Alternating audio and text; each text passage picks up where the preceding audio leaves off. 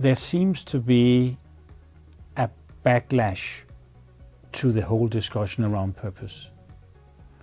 But actually, I don't really believe it, because there's such a drive for a purpose-led company. There's no way we will be able to attract the next generation of employees and colleagues if we do not have a well-articulated purpose, and a purpose where we walk the talk. So I really think that a lot of this backlash is on the fringes. It is a natural consequence when you have had a certain movement for a period of time, that there are people who, and with certain right, can be skeptical about some of the issues. But I think at its core, there's just as much support and drive around the purpose discussion than there has ever been.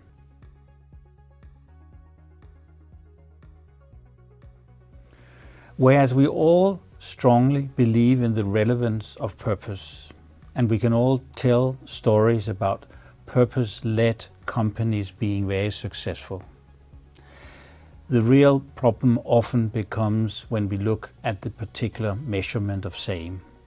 So it's not good enough just to have a gut feel that things are going in the right direction. And I believe this is a journey.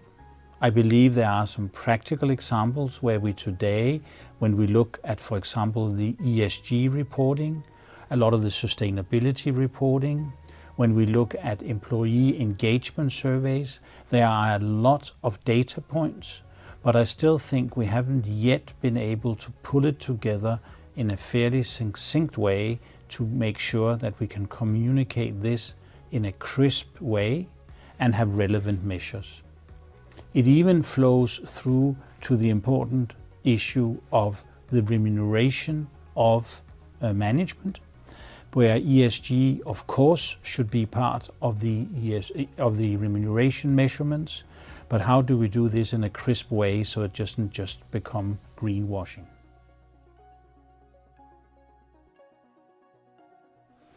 I strongly believe that the whole concept of corporate purpose is a so important part that both the board, the management, and for that matter also the shareholders and the investors have a role to play.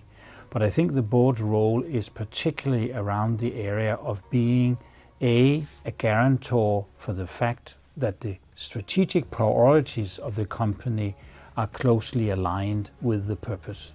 Because if those two are not aligned, we will begin to see that there will be a lack of trust in what the company is doing.